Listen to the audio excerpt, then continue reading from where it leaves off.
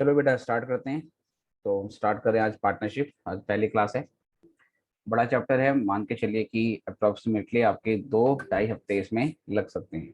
ठीक है, इसे पूरा कराने में आपके 2 से 2.5 हफ्ते लग सकते हैं। करते हैं इसको। राइट, तो क्या है देखो इसमें। सपोज ऐसे मान लीजिए कि ओल्ड पार्टनर है हमारे पास ए और बी। ए और बी ओल्ड पार्टनर है। राइट, एक मिनट। हाँ,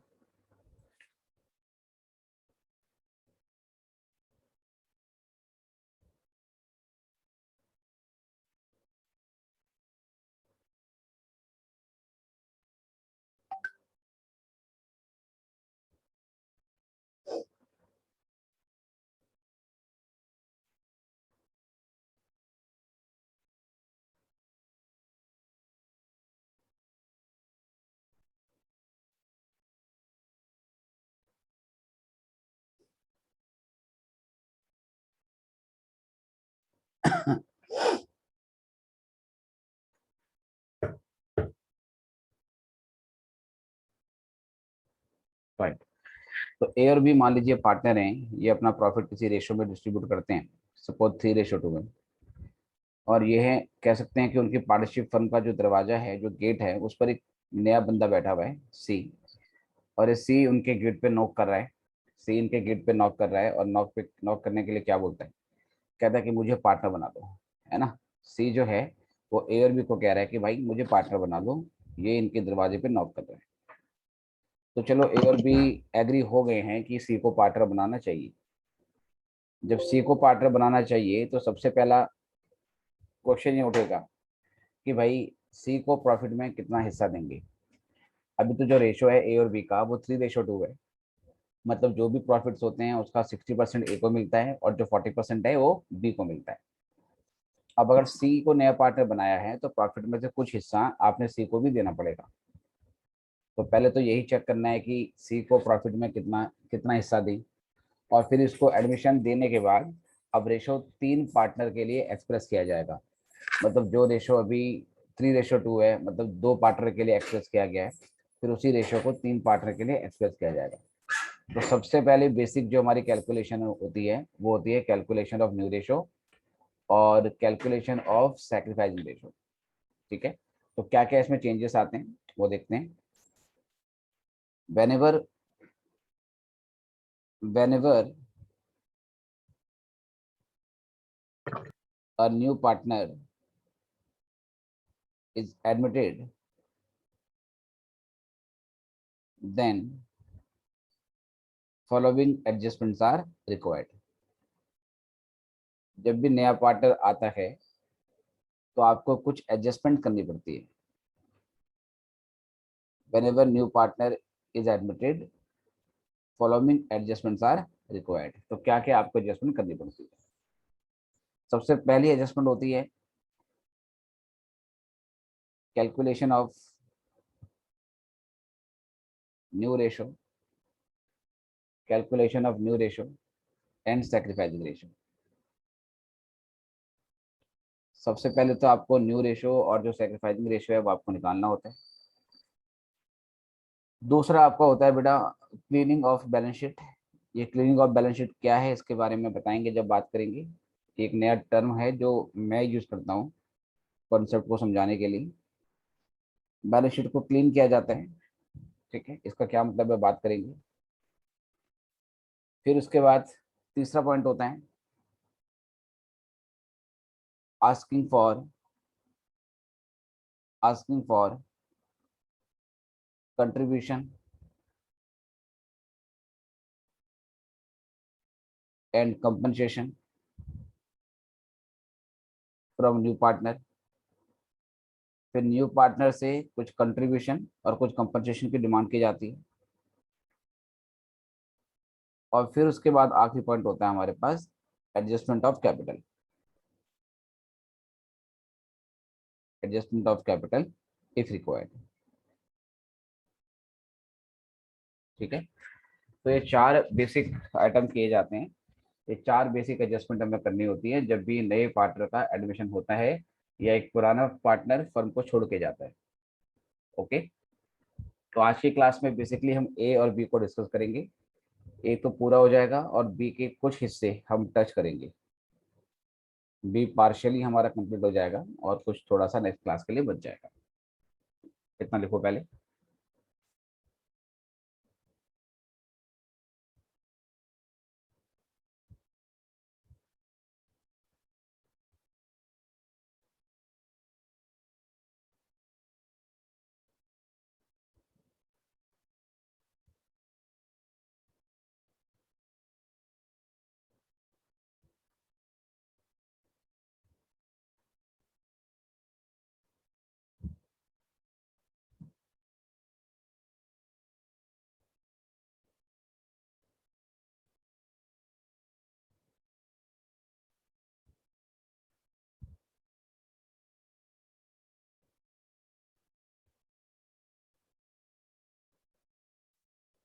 चलिए, कैसे कर लिया होगा।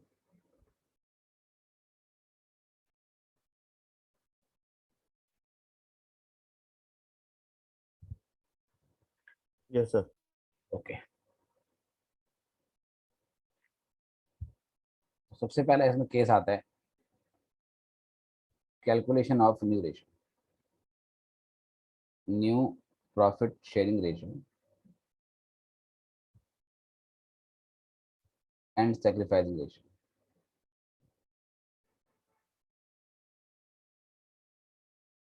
Calculation of new profit sharing ratio and sacrificing ratio. Example लेके चलते हैं। पहला एग्जाम्पल है, जैसे सपोज ए और बी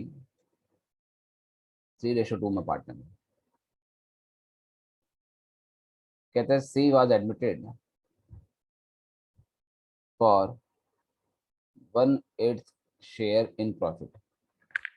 सी को हमने पार्टनर बनाया और उसका प्रॉफिट में जो हिस्सा होगा वो 1/8 होगा, और जितना भी प्रॉफिट होगा उसका 1/8 सी को दे दिया जाएगा। बस इतना कह के क्वेश्चन कहता है कि आपने कैलकुलेट करना है new ratio and sacrificing ratio. आपको new ratio and sacrificing ratio निकालनी है। तो इस सिचुएशन का ये मतलब हुआ कि whatever will be the profit, first 1/8 of those profits will be given to C. जितना भी प्रॉफिट होगा उसका जो 1/8 है वो सी को दे दिया जाएगा, और 1/8 देने के बाद 1/8 सी को देने के बाद जो 7/8 बचेगा, ठीक है, जितना भी प्रॉफिट होगा उसका 1/8 सी को दे दिया जाएगा, और जो बचेगा 7/8 उसको ए और बी अपने ओल्ड रेशियो में कंटिन्यू करेंगे। मतलब उस 7/8 को ए और बी 3:2 में ही बांटते चलेंगे। तो इस क्वेश्चन में हम क्या करते हैं, हम ये मान लेते हैं कि लेट जो टोटल प्रॉफिट है, जो टोटल प्रॉफिट है वो 1 है। इस टोटल प्रॉफिट में सी का शेयर 1/8 है। मतलब अगर ये पूरा प्रॉफिट है 1 है, तो इसमें सी का हिस्सा 1/8 है। अगर ये 1/8 सी का हिस्सा है, अगर ये 1/8 सी का हिस्सा है, तो जो ये बचा हुआ पोर्शन है, ठीक है, जो ये बचा हुआ पोर्शन है ये वाला, ये बचा हुआ जो पोर्शन होगा दैट इज 7/8। ये 7/8 जो हिस्सा होगा ये ए और बी का होगा, और ए और बी इसे कैसे कंटिन्यू करेंगे, ए और बी इसको 3:2 में कंटिन्यू करेंगे। अगर 1 में से 1/8 पोर्शन सी का है तो बचा हुआ हिस्सा जो 7/8 है वो ए और बी के लिए हो जाएगा। तो यहाँ से लिखेंगे remaining profits for A and B. तो 1 - 1/8, तो ये हमारे पास 7/8 आ गया। ठीक है, अब इस 7/8 को ए और बी अपने ओल्ड रेशो में बांट देंगे। ये 7/8 है और ये 7/8 है। ए और बी बोलेंगे भाई देख, हमारा रेशो 3:2 था, मतलब 60-40 था, तो बचे हुए को ऐसे बांट लेते हैं, 60% मेरा 40% तेरा। तो 3/5 ए ले लेगा इसका, और 2/5 बी ले लेगा। तो ये करने के बाद ये आया 21/40, ये आया 14/40, ठीक है, ए का हिस्सा हो गया 21/40 और बी का हिस्सा हो गया 14/40। अब यहाँ से नया रेशो निकाला जाएगा। नया रेशो होगा ए का, बी का और सी का। ए का हिस्सा है 21/40, बी का है 14/40 और सी का तो 1/8 था। सी का तो 1/8 था। लेकिन रेशो में हमें क्या करना पड़ेगा, ये जो डिवाइजर हैं सेम करने होते हैं। अगर यहाँ 40 है, यहाँ 40 है और यहाँ भी 40 होना चाहिए, तो व्हाट आई विल डू, मैं ऊपर नीचे 5 से मल्टीप्लाई कर दूंगा। ठीक है, मैं ऊपर नीचे 5 से मल्टीप्लाई कर दूंगा ताकि नीचे भी 40 आ जाए। अब नीचे 40 आ गया तो अभी कैंसिल हो जाएंगे। ये कैंसिल होने के बाद क्या बचा, ये बचा 21/14/5। तो जो नया रेशो है इट विल बी 21/14/5 को नोट करो और बताओ कि ये क्लियर है या नहीं।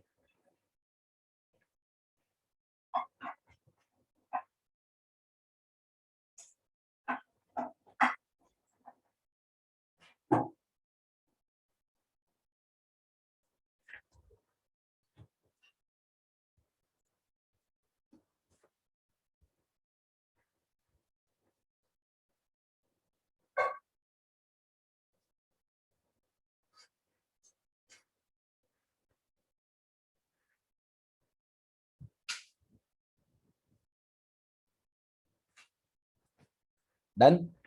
Yes sir.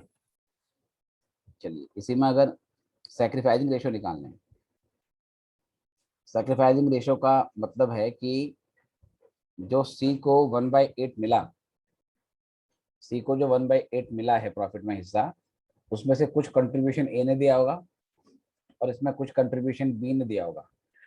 अगर हम सी को नया पार्टनर बना रहे हैं और उसको बोलेंगे कि प्रॉफिट में 1/8 पार्ट होगा, तो 1/8 का कुछ हिस्सा ए ने दिया होगा, कुछ हिस्सा बी ने दिया होगा। अब हमें ये कैसे पता चलेगा कि इस 1/8 में कितना सेक्रीफाइस ए ने किया है और कितना सेक्रीफाइस बी ने किया है। तो जहाँ क्वेश्चन साइलेंट हो, मतलब क्वेश्चन ये बता रहा है कि सी का इतना हिस्सा है, बट उसमें ए ने कितना कंट्रीब्यूट किया है, उसमें बी ने कितना कंट्रीब्यूट किया है, ये क्वेश्चन में पता नहीं है। मतलब पहले मान लीजिए कि एक पिज़्ज़ा है, वो पिज़्ज़ा पहले ए और बी खा रहे थे, ए और बी खाते थे 30 और 60 और 40 में। अब सी आया, सी को उन्होंने इतना पिज़्ज़ा दे दिया, डेफिनेटली ए और बी का हिस्सा तो कम होगा ना। पर सी के लिए ए ने कितना सेक्रीफाइस किया, सी के लिए बी ने कितना सेक्रीफाइस किया, ये क्वेश्चन में कुछ बताया नहीं है। तो ऐसी सिचुएशन में हम ये मान लेते हैं कि ओल्ड पार्टनर ने नए पार्टनर के लिए अपने ओल्ड रेशो में ही सेक्रीफाइस किया है। हम ये मान लेंगे कि नए पार्टनर के लिए ओल्ड पार्टनर ने अपने ओल्ड रेशो में ही सेक्रीफाइस किया है। इसका मतलब कि अगर सी का हिस्सा 1/8 है तो इसका 60% उसने ए से लिया है और इसी 1/8 का जो 40% है वो उसने बी से लिया है। राइट। तो ऐसे क्वेश्चन में जहां पर किस पार्टनर ने कितना सेक्रीफाइस किया इज नॉट गिवन, तो इस सिचुएशन में जो सेक्रीफाइसिंग रेशो है वो ओल्ड रेशो के बराबर हो जाती है और वो बन जाएगी 3:2। इस क्वेश्चन में बस ये बता रखा हो कि सी का हिस्सा इतना होगा, लेकिन उसने ए से कितना लिया, बी से कितना लिया, वो मेंशन नहीं है। तो ऐसे क्वेश्चन में ओल्ड रेशो ही क्या बन जाती है, सेक्रीफाइसिंग रेशो बन जाती है। राइट। तो ये पहला केस है, इसमें simple old ratio equal to sacrificing ratio. इसको भी लिख लें।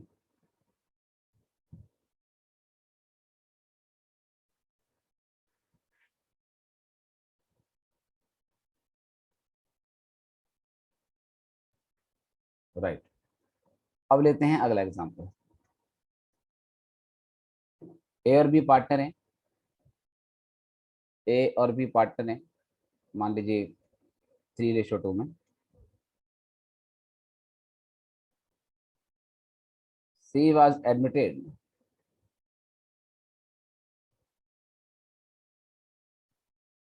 As a new partner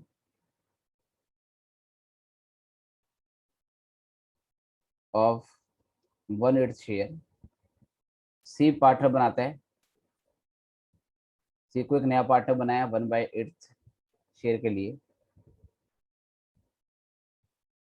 C was admitted as a new partner for 1/8 share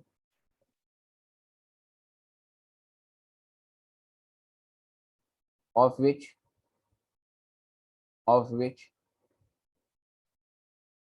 4/7 is given by A and remaining is given by B। Question की requirement यही है, new ratio निकालना है और सैक्रिफाइसिंग रेशियो निकालना है। क्या बोलता है देखो, ए और बी 3:2 में पार्टनर हैं। सी को नया पार्टनर बनाया जिसका हिस्सा 1/8 होगा। सी इस हिस्से का 4/7 पोर्शन, सी इस 1/8 का 4/7 पोर्शन ए से लेता है और बाकी जो बचा हुआ पोर्शन है वो बी से लेता है। तो सी ने ये 1/8 कैसे एक्वायर किया है वो क्वेश्चन में आपको बता रखा है। तो ऐसे क्वेश्चन में बोला हुआ है कि सी का शेयर 1/8 है। सी को ए ने कितना दिया, ए ने इस 1/8 का 4/7 पोर्शन दिया है। ए ने इस 1/8 का 4/7 पोर्शन दिया है। ठीक है, ए ने इस 1/8 का 4/7 पोर्शन दिया है। तो ए ने दिया है 4/56। आप चाहो तो इसे सिंपली भी कर सकते हो, कर देते हैं चलो। तो ये हो जाएगा हमारा 1/14। अच्छा, बी ने ये क्या लिखा है एज? वहां पर ए ये सेक्रीफाइस, ओके। हाँ ए ने कितना सेक्रीफाइस किया, फिर उसके बाद बी का सेक्रीफाइस। अब मुझे एक बात बताओ, अगर 1/8 का 4/7 पोर्शन ए ने दिया है, अगर 1/8 का 4/7 पोर्शन ए ने दिया है, तो बताओ बी ने कितना पोर्शन दिया होगा? 3/7। 3/7। इसने 3/7 दिया होगा। ठीक है, इसने 3/7 दिया होगा। तो ये हो जाएगा हमारे पास 3/56। ए ने दिया 1/14 और बी ने दिया 3/56। अच्छा जी, अब यहाँ से आएगा ए का न्यू शेयर। एक मिनट बेटा, ये कॉल आ रहा है।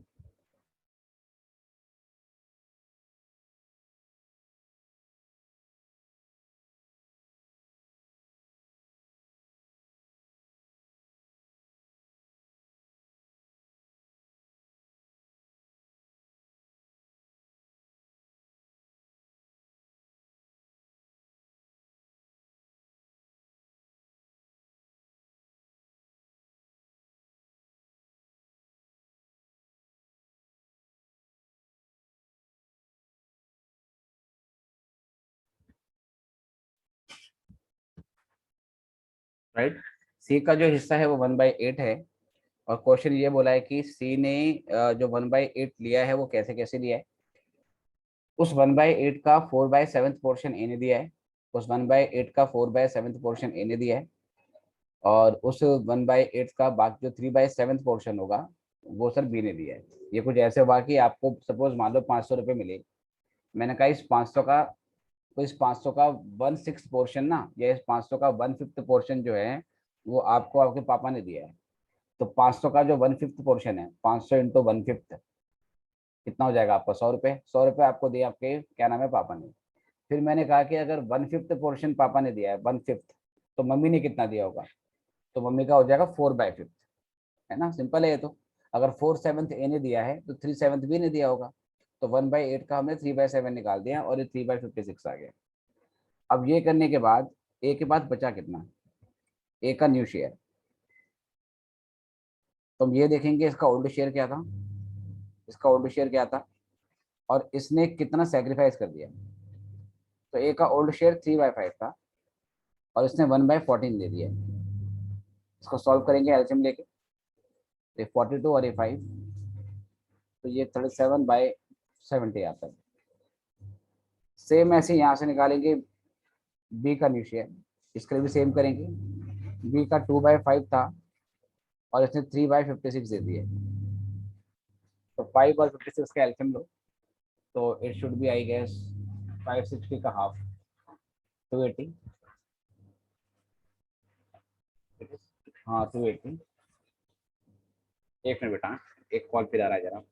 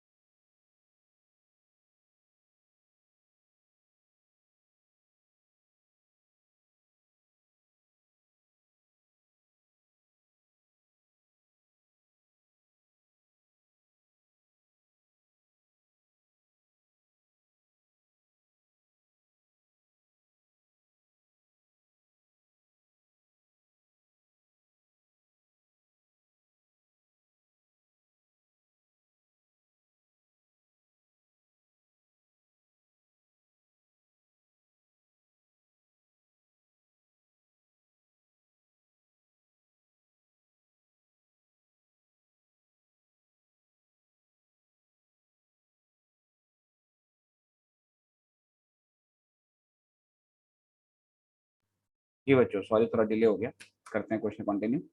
तो बी का हिस्सा 2/5 था, और 2/5 में से उसने 3/56 दे दिया है, तो कितना बचा? तो एलसीएम आया हमारे पास 280। तो 56 इंटू 2 करो, कितना बनता है? ये 112। और 5 इंटू 3 ये बनता है 15। कितना बचेगा बताइए? ये 97/280 बचता है। क्लियर है? ये करने के बाद अब हम नया रेशो निकाल लेते हैं। नया रेशो, तो नया रेशो है ए रेशो बी रेशो सी। तो ए का है 37/70, बी का है 97/280, और सी का तो 1/8 है ही, है ना? सी का तो 1/8 है ही। अब सर सी का अगर 1/8 है, हमें क्या करना है? एक मिनट ना। 280 का आधा 140, ये कुछ गड़बड़ तो नहीं हुई है? कुछ कैलकुलेशन में तो गलती नहीं करी है मैंने?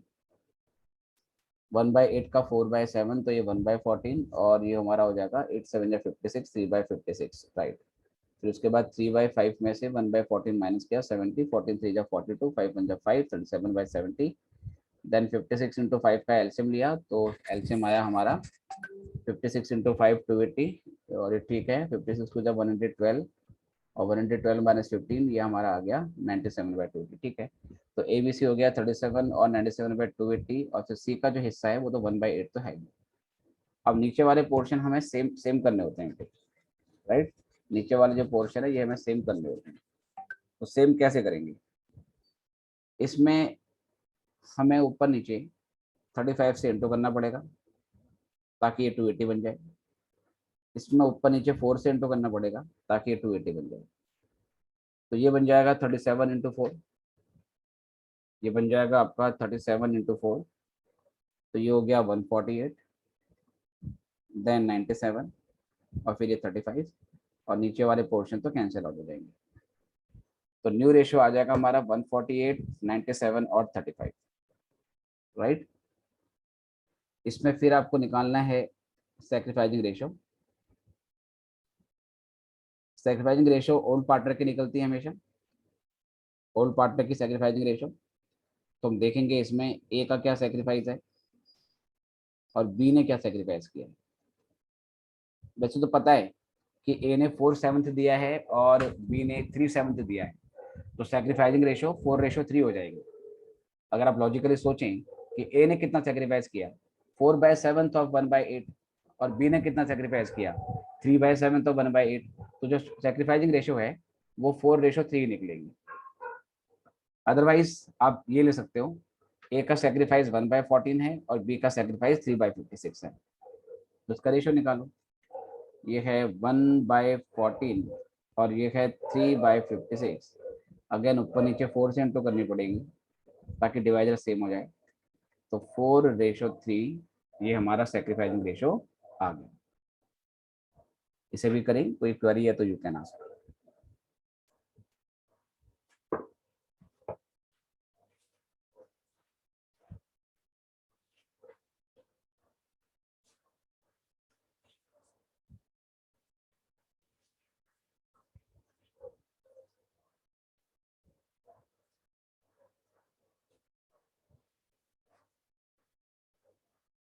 जब हो जाए तो बताना।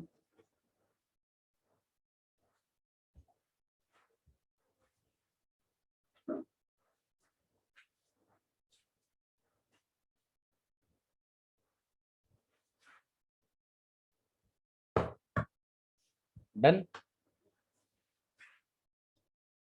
Yes sir. ओके, यहाँ से नेक्स्ट केस की ओर बढ़ते हैं।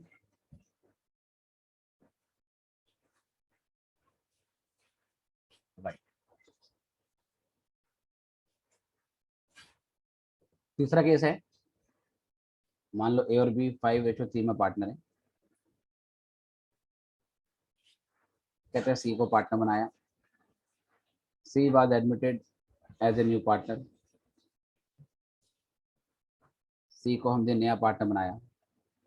फिर कहता है, उसके बाद कहता है ए सरेंडर्स ए सरेंडर्ड मतलब sacrifice 1/5 of his share, 1/5 of his share in favor of A surrenders 1/5 of his share in favor of C, and B surrendered, or I should say sacrifice 1/4 of his share in favor of C. Requirement यही है कि आपको new ratio और sacrificing ratio निकालना है। तो question में कहता है सी एक पार्टनर है, सी को प्रॉफिट का में कितना हिस्सा मिलेगा वो अभी हमें पता नहीं है, बट ये बोल दिया कि ए ने अपने हिस्से में से 1/5 पोर्शन सी को दे दिया, और बी ने अपने हिस्से में से 1/4 ऑफ शेयर, अपने हिस्से का जो 1/4 है वो सी को दे दिया। रिक्वायरमेंट है कि आपको नया रेशो निकालना है और सेक्रीफाइसिंग रेशो निकालना है। तो कैसे करेंगे देखिए, पहले बोलेंगे ए का सेक्रीफाइस। ए ने कितना दिया है? ए ने दिया है 1/5 ऑफ हिज शेयर। ए ने दिया है अपने हिस्से का 1/5। ए ने दिया है अपने हिस्से का 1/5, राइट। तो 1/5 तो ऐसे रहेगा, ऑफ का मतलब मल्टीप्लाई, हिज शेयर मतलब ए की बात हो रही है, ए ने अपने हिस्से का 1/5 दिया है, तो 5/8। राइट। तो ए का हिस्सा क्या था? ए का हिस्सा 5/8 था। अब चाहे इसे कैंसिल कर दो या ऐसे भी 5/40 लिख लो। इसका मतलब ए ने 5/40 दे दिया, ऐसे बी का सेक्रीफाइस। बी ने कितना दिया? बी ने दिया है 1/4 of his share. 1/4 again of का मतलब मल्टीप्लाई, हिज शेयर मतलब किसका? बी ने अपने हिस्से में से 1/4 दे दिया। अब बी का हिस्सा तो 3/8 था, जो ओल्ड रेशो है वो तो 3/8 था, तो ये हो गया 3/32, है ना। ये हो गया हमारा 3/32, ये बन गया हमारे पास। अब इसके बाद क्या करेंगे, फिर यहाँ से हम निकालेंगे सेक्रीफाइस, ए का सेक्रीफाइस। तो ए का सेक्रीफाइस होगा, सेक्रीफाइस नहीं, न्यू रेशो। ए का न्यू रेशो कितना होगा? तो जो लेफ्ट आउट है, जो बच गया उसके पास, वही उसका नया रेशो है। तो ओल्ड शेयर कितना था इसका, और इसकी सेक्रीफाइस कितना किया? ओल्ड शेयर क्या था, इसने सेक्रीफाइस कितना किया? तो जो ओल्ड शेयर है वो तो 5/8 था, है ना। जो ओल्ड शेयर है वो तो 5/8 था। 5/8 में से कितना दे दिया इसने? 5/40 दे दिया, जो हमने ऊपर निकाला था। 5/8 में से उसने 5/40 दे दिया। एलसीएम ले लेते हैं, 40 आएगा, तो ये 25 - 5 हो गया। आई गेस एलसीएम सबसे लेना आता है, 20/40 हो गया।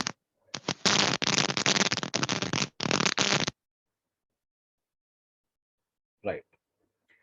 उसके बाद फिर 20/40 हो गया हमारे पास, इसको काट के 1/2 भी कर सकते हो। ओके, इसको आप ऐसे भी समझ सकते हो, 5/8 में से उसने 5/40 दिया, ये 5/40 हमने यहाँ से निकाला था, ठीक है, कि उसने 5/8 में से ये दे दिया, तो ठीक है, ये आ जाएगा। आप ऐसे भी समझ सकते थे कि ए का हिस्सा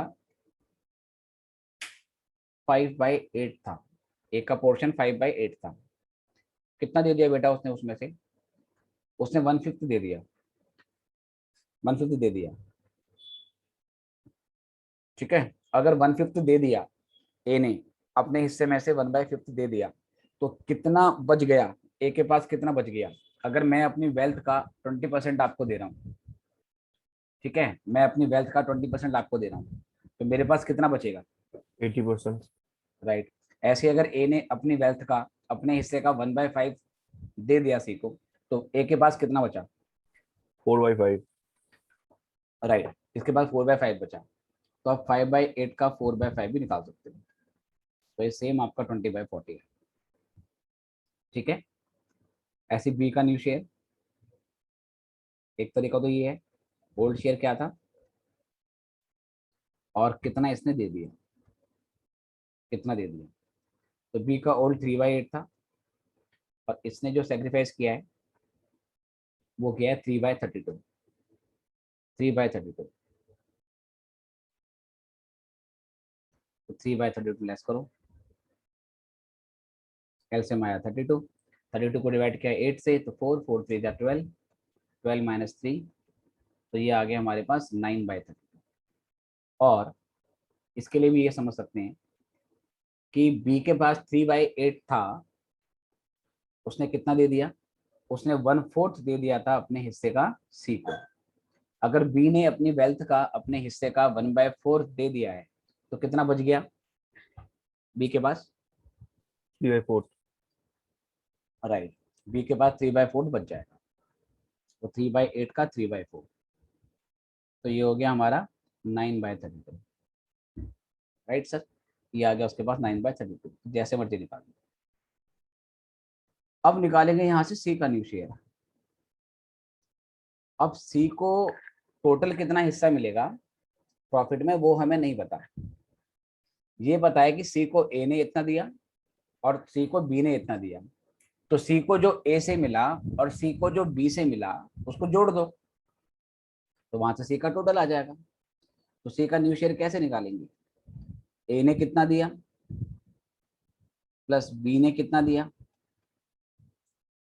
ए ने कितना दिया बी ने कितना दिया, उसको जोड़ दो। तो ए ने जो दिया है वो दिया है 5/40, ये ए ने दिया है 5/40, और बी ने कितना दिया है, बी ने दिया है 3/32, इसे प्लस कर लो। तो ए को मिला 5/40 प्लस 3/32। इसका एलसीएम ले लो, इसका एलसीएम लेते हैं 40 और 32 का, कितना आएगा बताओ।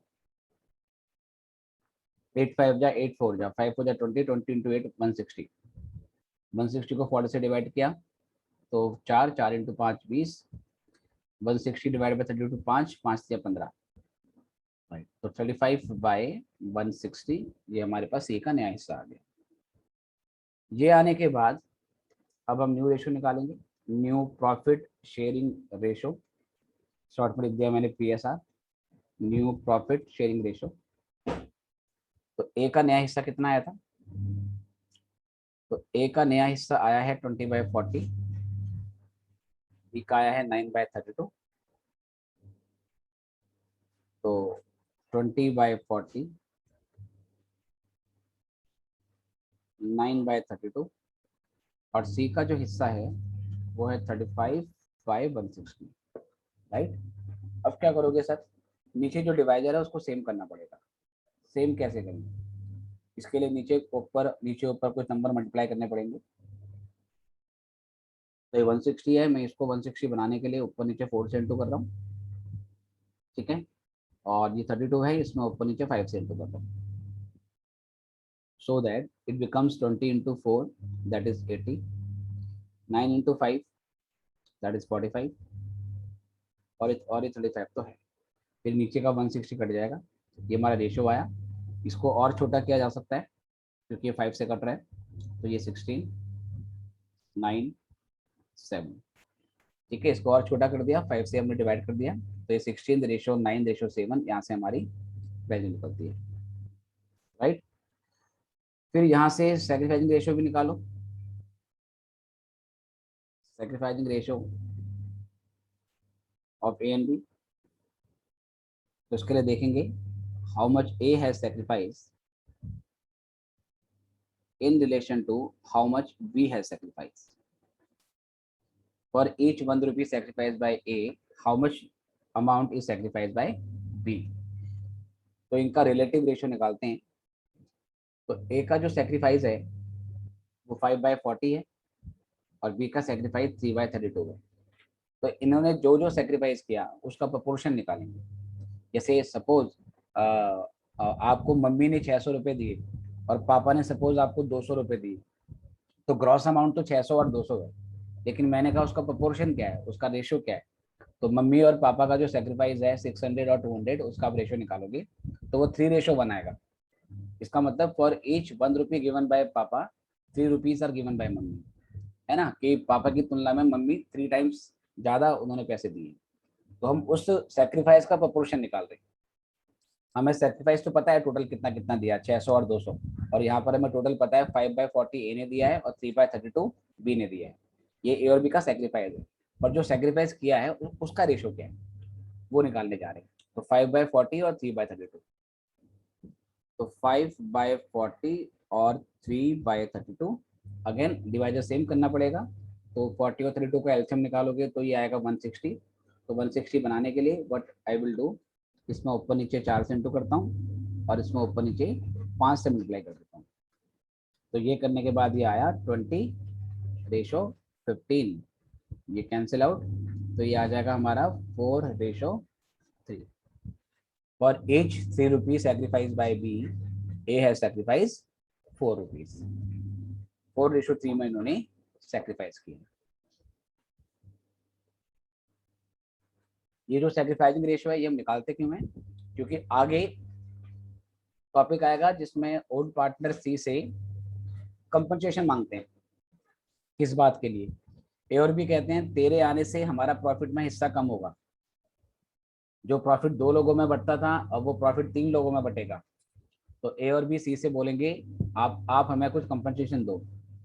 सी जो कंपनसेशन देगा उस कंपनसेशन को ए और बी सैक्रिफाइसिंग रेशियो में ही बांटेंगे। तो जो ये सैक्रिफाइसिंग रेशियो है इसका आगे यूज होता है, इसलिए हम इसको साथ साथ निकालते जा रहे हैं। बताओ क्लियर है या नहीं। Yes sir, clear. राइट। तो कितने पार्ट कर लिए, 3 कर लिए। और देखो इसमें तो सेकंड और थर्ड केस में कितना कितना सेक्रीफाइस ए और बी ने किया है वो हमें निकालना पड़ा, वो हमें कैलकुलेट करना पड़ा। कभी कभार क्या होता है सेक्रीफाइस डायरेक्टली गिवन होता है। कैसे, जैसे क्वेश्चन लेते हैं, ए और बी सपोज 4:3 में पार्टनर है। कहता है C was admitted as a new partner, C was admitted as a new partner for 3/11 share in profit. C का प्रॉफिट में हिस्सा 3/11 होगा, ये मैंने 3 लिखा है, 3/11, 3/11 which he took to 11th from A and 1/11 from B। ठीक है, तो ए और बी 4:3 में पार्टनर थे, सी को पार्टनर बनाया 3/11 हिस्से के लिए प्रॉफिट में, जो कि 2/11 उसने ए से लिया है और 1/11 उसने बी से लिया है। अगर आप इस 2/11 और 1/11 को ऐड करोगे तो देखो ये ऐड होकर 3/11 के बराबर आ रहा है। तो इसका मतलब ये बता दिया कि 3/11 सी का हिस्सा है, of which 2/11 he obtained from A और 1/11 उसको बी से मिला है। तो ऐसे क्वेश्चन में सेक्रीफाइस डायरेक्टली दिया होता है। कह सकते हैं ए का सेक्रीफाइस 2/11 है, ठीक है, और बी का जो सेक्रीफाइस है वो 1/11 है। अगर दोनों का हमें सेक्रीफाइस पहले से पता है तो हम इमीडिएटली यहाँ पर सेक्रीफाइसिंग रेशियो निकाल सकते हैं, क्योंकि सेक्रीफाइसिंग रेशियो के लिए हमें टोटल सेक्रीफाइस का फ्रैक्शन पता होना चाहिए और ये टोटल सेक्रीफाइस का फ्रैक्शन पहले से ही पता है। तो ए का सेक्रीफाइस है 2/11, बी का सेक्रीफाइस है 1/11, तो सेक्रीफाइसिंग रेशियो 2 बना दें, ये तो पहले ही निकल जाएगी।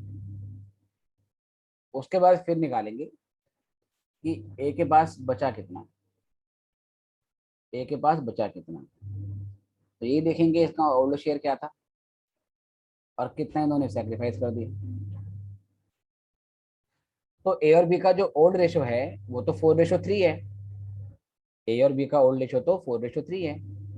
तो इसका ये मतलब हुआ कि 4/7 इनका ओल्ड शेयर हो गया, और जिसमें से इसने 2/11 दे दिया। 4/7 ओल्ड शेयर था, जिसमें से 2/11 इसने दे दिया सी को। बचा कितना? एलसीएम ले लेंगे, ये आएगा 77, तो ये है 44 और ये 7 टू द 14, राइट। तो कितना आना चाहिए? ये आएगा 30/77। ऐसे यहाँ से बी का नया शेयर निकालोगे, सेम कंडीशन है। ओल्ड शेयर क्या है इसका? 3/7। कितना दे दिया इसने? 1/11। एलसीएम ले लो 77, तो ये आएगा 33 और ये आएगा 7। तो 33 में से 7 को माइनस करो, कितना आता है? 33 में से 7 को लेस करेंगे तो what we will get? 26, right sir. तो ये आ गया 26/77। इसके बाद नया रेशो निकाल लो, न्यू पीएसआर। इसके लिए ए का, बी का, सी का नया हिस्सा देखना पड़ेगा। ए का 30/77 आया, बी का 26/77 आया, और सी का तो टोटल 3/11 था ही। अगेन मुझे डिवाइडर सेम करना पड़ेगा, तो मुझे यहाँ पर ऊपर नीचे 7 से मल्टीप्लाई करना पड़ेगा, ठीक है। तो नया रेशो आएगा देखो 30/26 रेशो, और ये 7 है 21। ये आपका आंसर आ गया। नीचे वाले पार्ट तो फिर कैंसिल हो जाते हैं। और खास बात ये है कि आप वेरीफाई कैसे करोगे? अगर आप इसका टोटल करोगे, नया रेशो निकालने के बाद जो ये 30, 26, 21 आया, इसका टोटल करोगे तो ये 77 के बराबर आएगा, है ना। जो कि लॉजिकल है कि 77 में से 30 ए का, 77 में से बी 26 का, और बचा हुआ सी का। तो इन तीनों का टोटल 30, 26, 21 करोगे तो ये 77 के बराबर आएगा। तो यहाँ से भी आपको मालूम चल जाता है कि आपने सही किया या गलत किया। बताओ क्लियर है या नहीं? Yes sir.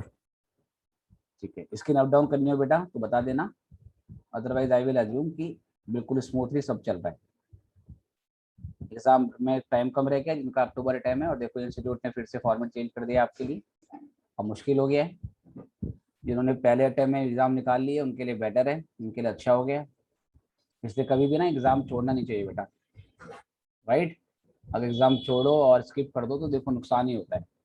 इवन इफ आपकी तैयारी अगर 40% भी है, मेरा ये मानना है, अगर 40% तैयारी भी है आपकी, और नेचुरल है कि एग्जाम टाइम में थोड़ा बहुत एफर्ट तो आप मतलब लगाओगे ही। अगर आपका कल एग्जाम है या परसों एग्जाम है तो डेफिनेटली आप एक्स्ट्रा टाइम पढ़ोगे। अगर 40% तैयारी भी होती है तो अपियर फॉर एग्जाम, एग्जाम में अपियर हो जाओ।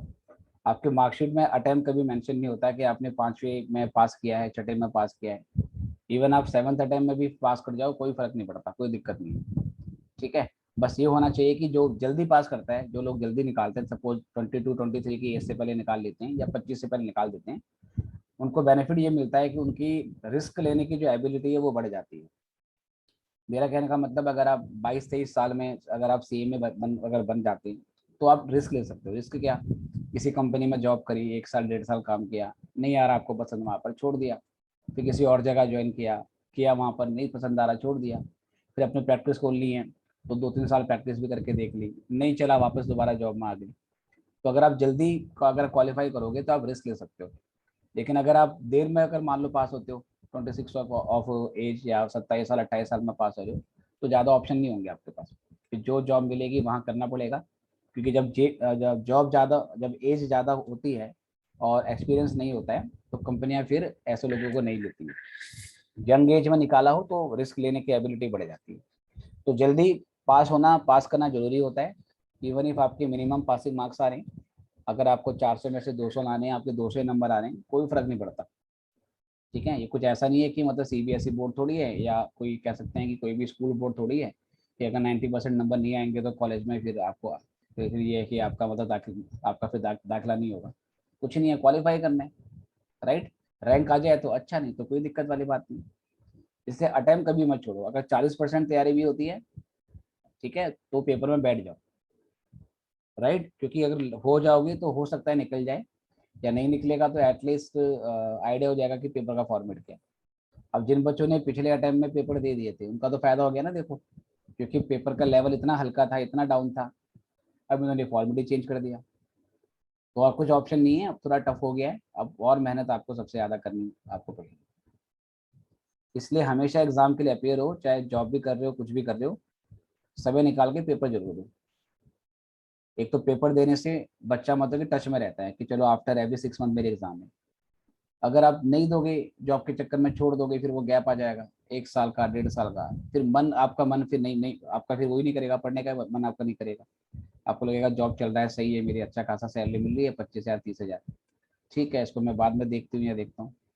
फिर एक टाइम ऐसा आता है कि एज हो जाती है आपकी, और फिर पढ़ाई करना आपके लिए और ज़्यादा मुश्किल हो जाता है। तो जितना जल्दी हो सके यंग एज में क्वालिफाई करो। नेक्स्ट क्वेश्चन, ए और बी, सपोज मान लीजिए कि 7:4 में पार्टनर है। कहता है C was admitted as a new partner. C को इन्होंने नया पार्टनर बनाया, C was admitted as a new partner and, एक मिनट बताएं, एक कॉल आ गया और एक्चुअली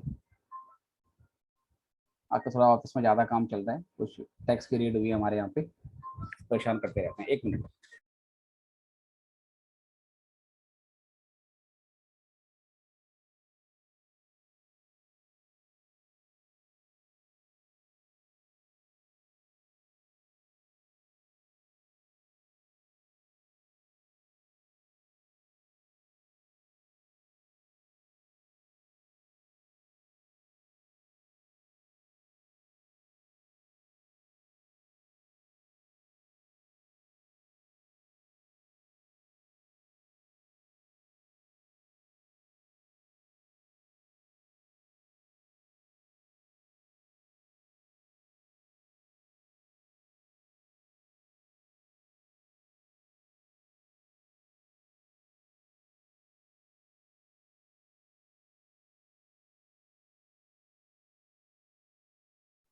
जी बताएं।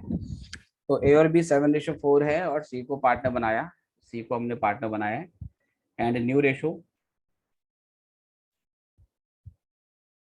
रेशो बिकम्स, अब ए बी और सी का जो नया रेशो है वो कहता है कि मान लीजिए 5:3:2 हो गया है, राइट। पहले 7:4 में ये लोग पार्टनर थे, अब ये 50:30:20 हो गया है। कहता है फाइंड सैक्रिफाइसिंग रेशो। तो इसमें हमें ओल्ड रेशो गिवन है और sacrificing ratio, old ratio given है, न्यू रेशो गिवन है और सैक्रिफाइसिंग रेशो निकालनी है। तो ऐसे क्वेश्चन में अगर आपको सैक्रिफाइसिंग रेशो निकालना है तो वो होती है old ratio minus new ratio. Old में से न्यू रेशो को माइनस कर देंगे। तो पहले निकालेंगे ए का सैक्रिफाइस। ए का हिस्सा 7/11 था, अब 5/10 हो गया है। ए का हिस्सा 7/11 था, अब 5/10 हो गया है। एल्सियम लेते हैं तो 110 आएगा, तो ये 70 और ये 11×5 = 55, कितना बचेगा 15/110। ये 5 से कट रहा है और छोटा करना चाहो तो कर सकते हैं, नहीं तो बाद में कर लेंगे। बी का सेक्रीफाइस, बी का जो ओल्ड रेशो है वो कितना है 4/11, 4/11, और नया जो है वो 3/10 है ना, नया जो है वो 3/10 है, 5 3 2 था तो 3/10। तो इट बिकम्स अगेन एलसीएम 110, तो ये 40 और ये 33, तो ये आपका आ गया 7/110, 7/110। चलो अब यहाँ से निकालेंगे हम sacrificing ratio of A and B, A और बी का सेक्रीफाइसिंग रेशो। तो ये होगा ए का सेक्रीफाइस, बी का सेक्रीफाइस 15/110, 7/110, तो 15:7। और each 7 rupees sacrifice by B, A has sacrifice कितना 15। तो इसमें ओल्ड रेशियो गिवन थी, न्यू रेशियो गिवन थी, सेक्रीफाइसिंग रेशियो आपने निकाल दी। करें इसको भी, जब हो जाए तो बताना।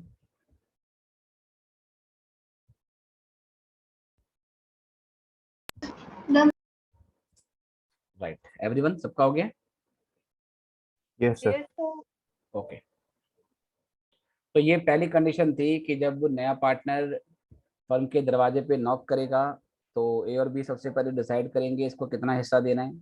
ठीक है, तो नए पार्टनर की जो क्षमता है, जो एबिलिटी है कुछ कंट्रीब्यूट करने की और कंपनसेशन देने की, उसके आधार से उसके बेसिस पे डिसाइड किया जाता है कितना हिस्सा उसको प्रॉफिट में देना चाहिए।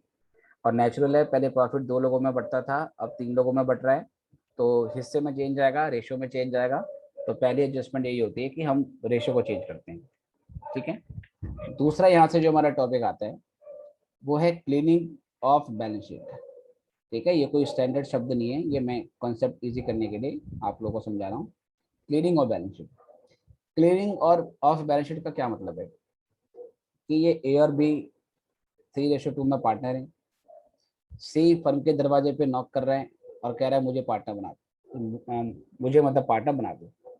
तो ए और बी डिसाइड कर चुके हैं कि चलो सी को पार्टनर बना देते हैं, लेकिन ए और बी अपनी बैलेंस शीट की ओर देखेंगे। पार्टनर बनाने से पहले ए और बी अपनी बैलेंस शीट की ओर देखेंगे। ये लाइबिलिटी साइड है, ये एसेट साइड है। ये इनकी बैलेंस शीट में इनकी कुछ कैपिटल होगी, कुछ भी हो सकती है, उसकी अमाउंट अभी छोड़ देते हैं। इन्होंने बैलेंस शीट में कुछ रिजर्व बना के रखा हुआ है, इसका नाम है जनरल रिजर्व। ठीक है, इसका नाम है जनरल रिजर्व, कुछ भी अमाउंट हो सकता है। इसके अलावा एक और रिजर्व है, सपोज मान लीजिए workman compensation reserve, workman compensation reserve. इसके अलावा कुछ लाइबिलिटी अपेयर हो सकती है लाइबिलिटी साइड में, जो कि आउटसाइडर से बिलोंग करती है। इन सबको तो इंटरनल लाइबिलिटी बोला जाता है। ये वो लाइबिलिटी है which are not payable to outsider, it belongs to partner, है ना। ये फर्म की लाइबिलिटी है पार्टनर्स के लिए, तो इसको इंटरनल लाइबिलिटी बोल सकते हैं। एक्सटर्नल लाइबिलिटी में आपका क्रेडिटर्स आ सकते हैं, बिल्स पेबल आ सकते हैं, या कोई आउटसाइडिंग एक्सपेंस आ सकता है, या फर्म के पास कोई लोन भी हो सकता है। तो ये लाइबिलिटी साइड में इनको आइटम दिख रहे हैं। असेट साइड में इनको कैश बैलेंस दिख रहा है, इनको बैंक बैलेंस दिख रहा है। इसके अलावा कुछ फिक्स असेट हो सकती हैं, जैसे कि प्लांट और मशीनरी, जैसे कि लैंड एंड बिल्डिंग। ठीक है, शॉर्ट में मैंने LNB लिख दिया। और इसके अलावा कुछ फर्नीचर हो सकता है। और इसके अलावा इन्हें गुडविल दिख रही है, गुडविल बैलेंस शीट में दिख रही है, राइट। और इसके अलावा और कुछ फ्यूचर असेट्स, कोई डेफर्ड एक्सपेंस या कोई डेफर्ड एडवर्टाइजमेंट एक्सपेंस इनको दिख रहा है। इन्हें कुछ डेफर्ड एडवर्टाइजमेंट एक्सपेंस यहाँ पे दिख रहा है, और ये चीज़ एसेट साइड में है। उसके बाद फिर कुछ टोटल है बैलेंस शीट का, तो बैलेंस शीट है डेफिनेटली ये मैच होती होगी। तो ए और B in principle have agreed to admit C as a new partner. A और बी एग्री कर चुके हैं कि सी को नया पार्टनर बना लेते हैं, और सी का प्रॉफिट में कितना हिस्सा होगा वो भी उन्होंने डिसाइड कर लिया। डिसाइड करने के बाद वो अपनी बैलेंस शीट की ओर देखते हैं। बैलेंस शीट को देखते हुए जब वो लायबिलिटी साइड पे आते हैं तो उनको दिख रहा है जनरल रिजर्व और वर्कमैन कंपनसेशन रिजर्व, ये उनको दिख रहा है। ये रिजर्व क्या है sir? These reserve are nothing but actually part of past profits. Past में इन पार्टनर्स ने कोई प्रॉफिट अर्न किया होगा, है ना। मतलब आज तो सी को नया पार्टनर ये लोग बना रहे हैं, पर इससे पहले जब सी पार्टनर नहीं था, पास्ट में कोई प्रॉफिट हुआ होगा।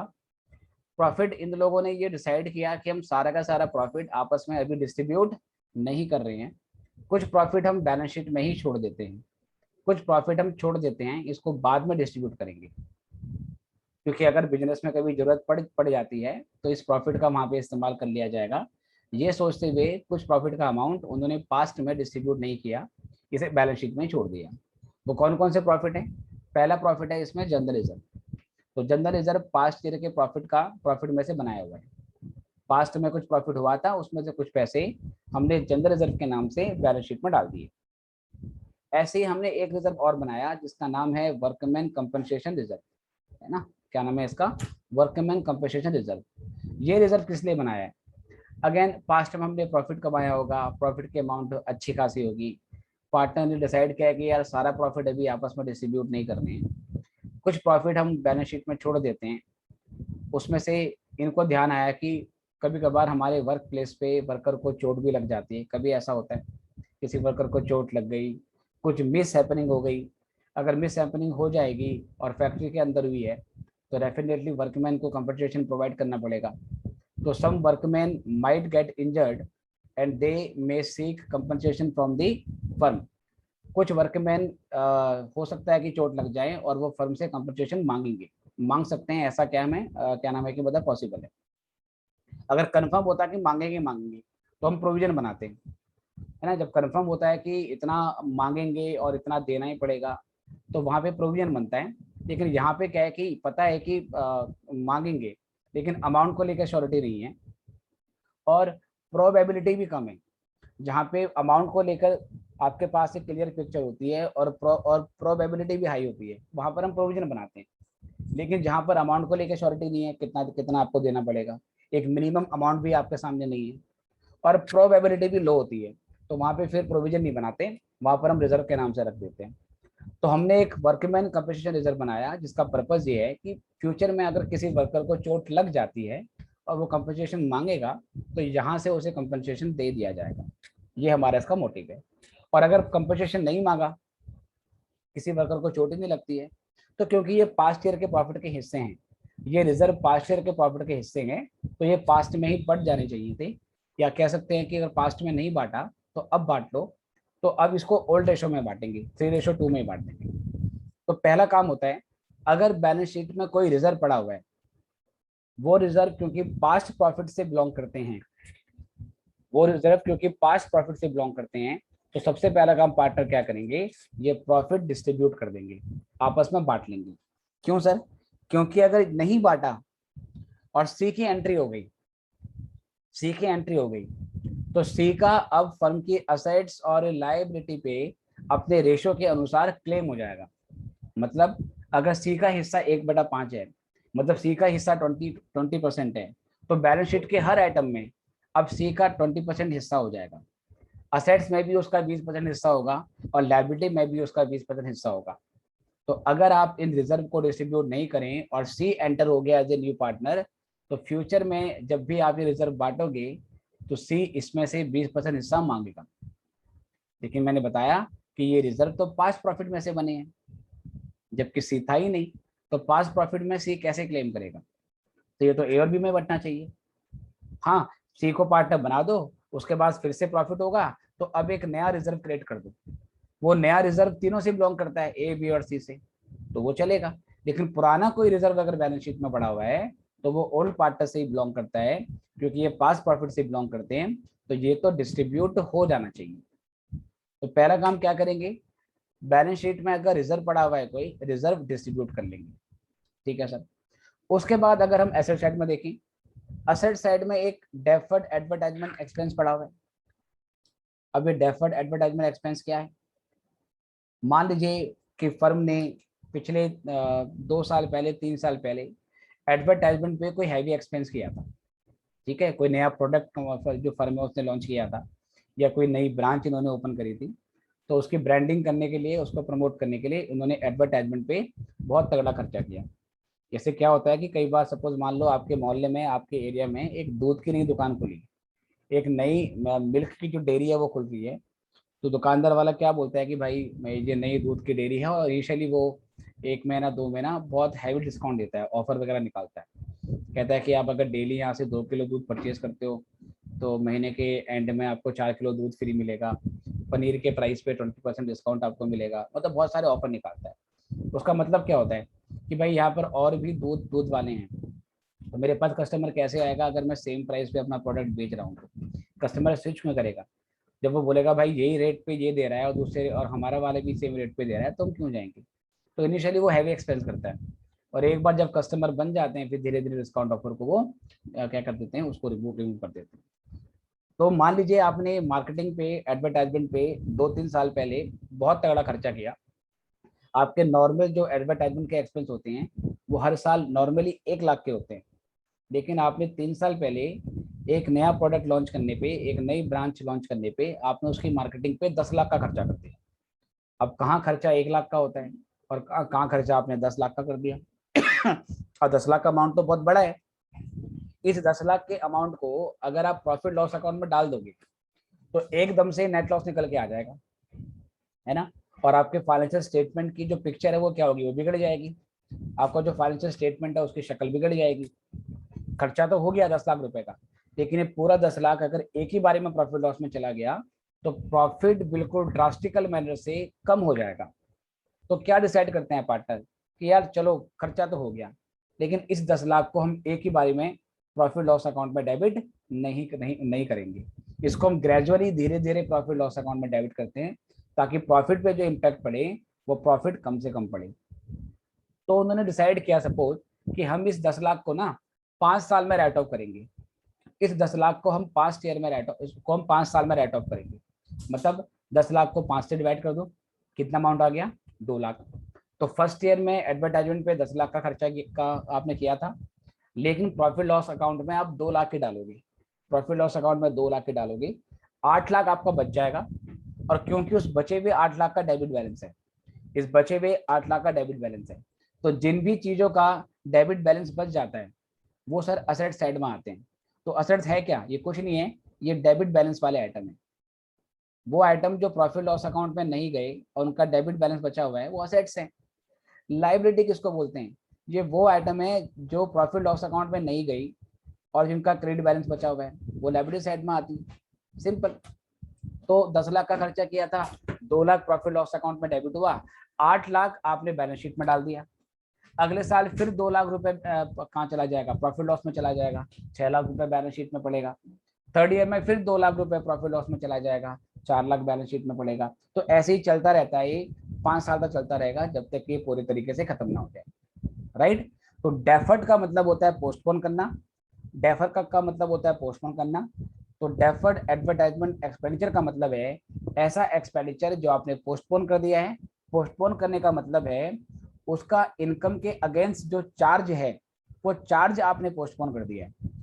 वो 10 लाख आप एक ही बारे में प्रॉफिट लॉस अकाउंट में ना करके डेफर करके धीरे धीरे प्रॉफिट लॉस अकाउंट में डाल रहे हो, ताकि आपके प्रॉफिट एंड लॉस अकाउंट की शक्ल ना बिगड़े, है ना, शक्ल ना बिगड़े।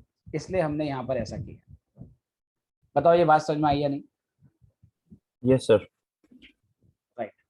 अब लेकिन ये है तो एक्सपेंस ही, है तो ये लॉस ही।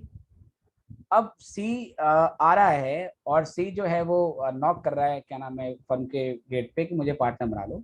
सी ये सारी चीजें सुन रहा है कि और भी कह रहे हैं कि रिजर्व पड़ा हुआ है बैलेंस शीट में, ये तो पास्ट ईयर का प्रॉफिट है। वर्कमैन कंपनसेशन रिजर्व पड़ा हुआ है, ये तो पास्ट ईयर का प्रॉफिट है। ठीक है, इनको बांटने दो। Whatever happened in past that belongs to A and B only. ठीक है। लेकिन जब ए और बी बात कर रहे थे तो सी ने आवाज लगाई। सी ने बोला भाई जरा डेफर्ड एडवर्टाइजमेंट एक्सपेंस को भी देख लो, ये भी तो पास्ट ईयर का एक्सपेंस है।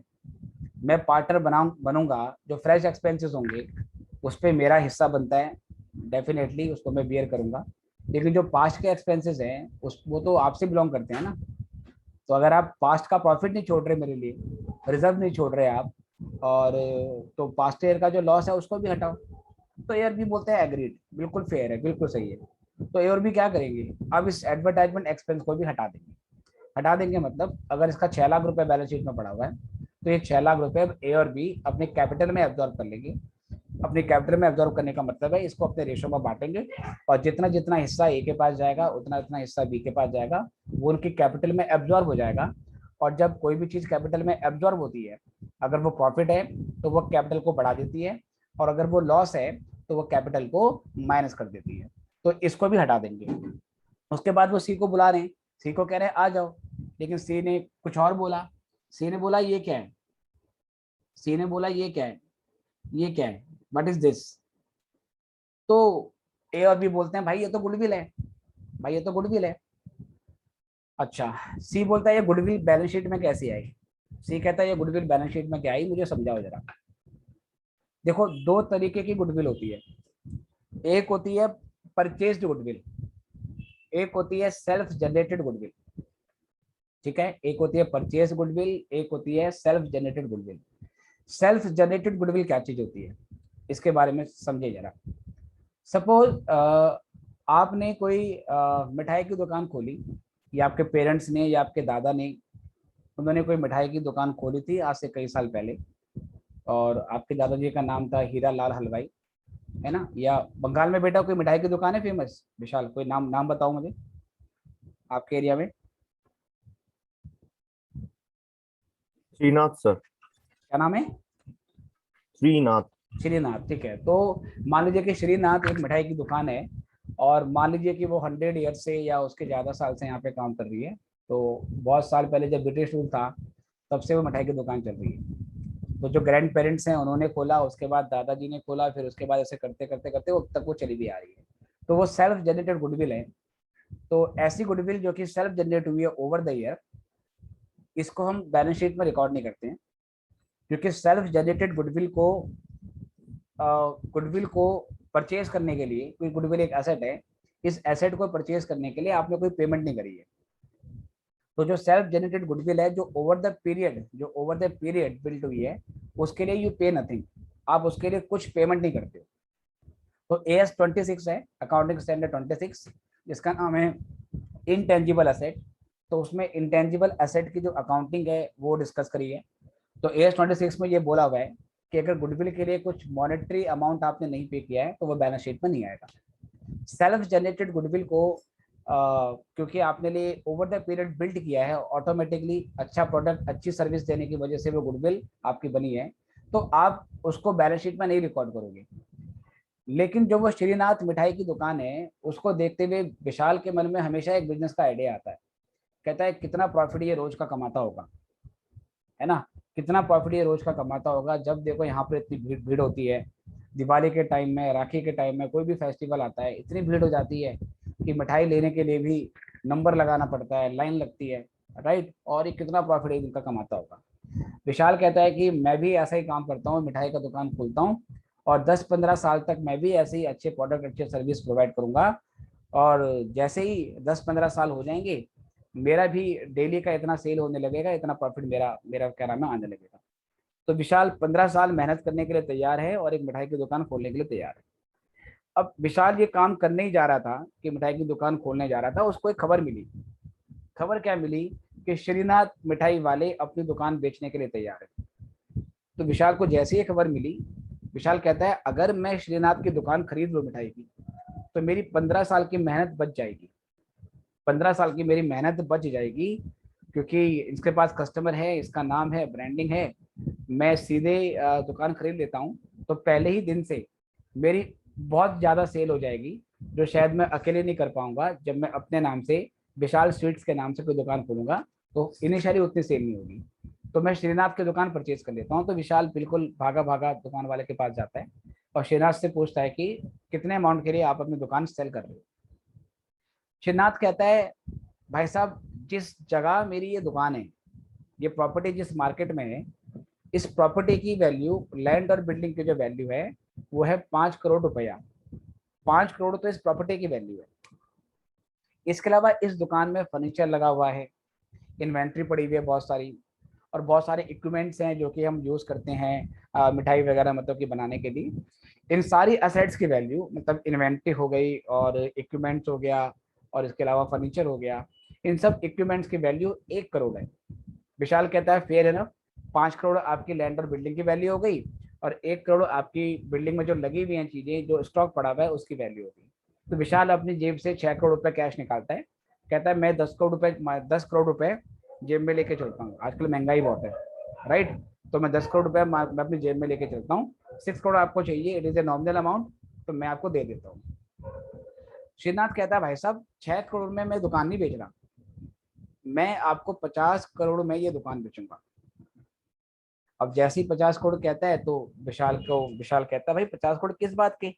आपकी प्रॉपर्टी की वैल्यू 5 करोड़ है, वो मैं आपको दे रहा हूँ।